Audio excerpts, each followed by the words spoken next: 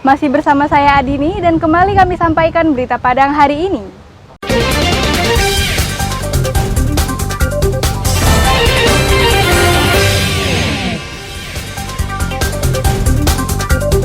Curah hujan tinggi akibatkan banjir yang menggenangi pemukiman di Pasaman.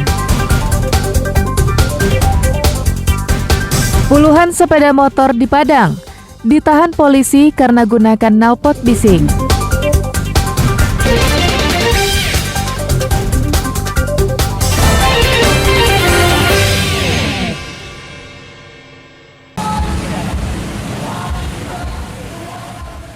"25 sepeda motor ditahan oleh polisi di Polsek Koto Tangah yang merupakan hasil patroli cipta kondisi dengan sasaran knalpot bising. Razia dipusatkan di Simpang Asia Biskuit Tabing, Koto Tangah. Setiap kendaraan yang menggeber-geber gasnya langsung dicokok dan dibawa polisi ke Mapolsek Koto Tangah. Pemiliknya baru bisa mengambil sepeda motor setelah memperlihatkan surat-surat kendaraan serta mengganti knalpotnya dengan knalpot standar. Selain itu, knalpot bising yang sudah dicopot wajib dihancurkan di depan petugas. Baik, untuk malam minggu ini kendaraan yang knalpot brong atau knalpot besar, alhamdulillah bisa kita amankan lebih kurang 25 unit.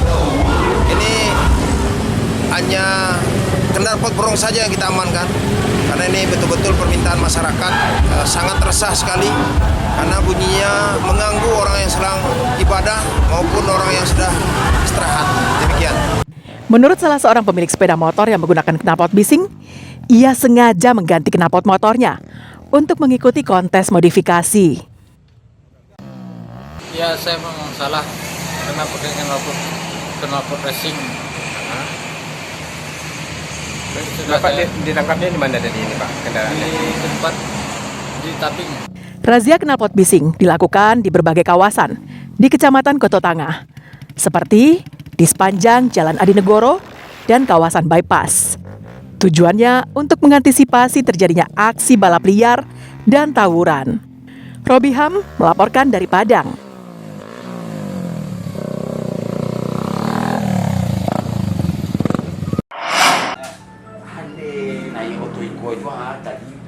Satuan Lalu Lintas Polres Padang Pariaman menetapkan Januar Bakri, anggota DPRD Padang Pariaman, sebagai tersangka pelaku tabrak lari.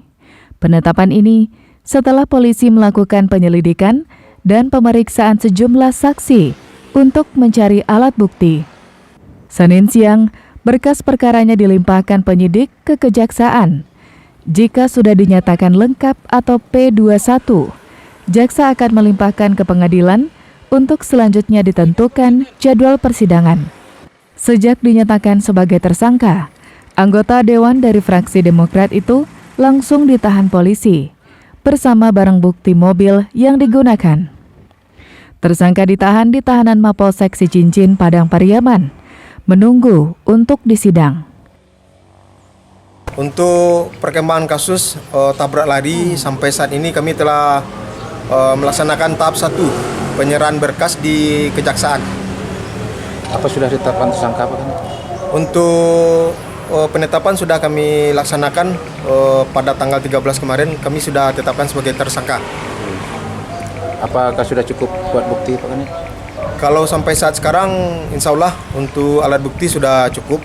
Peristiwa tabrak lari yang menewaskan seorang bocah berusia 9 tahun itu terjadi Selasa malam 3 Oktober lalu di ruas Jalan Pariaman, Lubuk Alung.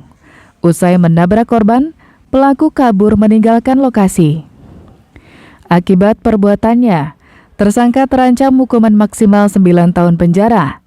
Ketua Partai Demokrat Padang Pariaman itu juga terancam gagal maju menjadi caleg pada pemilihan legislatif Februari mendatang.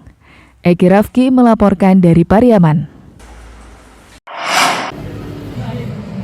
Yang dalam kota itu jadinya sama ya. Isu beredarnya beras bermasalah atau beras plastik di Bukit Tinggi mulai menemui titik terang. Berdasarkan hasil uji sampel beras yang dikirim ke laboratorium di Bogor, Jawa Barat, ternyata hasilnya nihil. Tidak ditemukan unsur plastik ataupun unsur sintetis lainnya dalam beras yang dijual pedagang ataupun yang dikonsumsi warga Mandiangin, Kota Selayar 11 September lalu. Sebelumnya, sejumlah media sempat memberitakan temuan beras yang diduga plastik, melihat dari tekstur nasi yang dihasilkannya. Selain itu, warga yang mengkonsumsinya pun mengaku menderita sakit perut usai memakannya.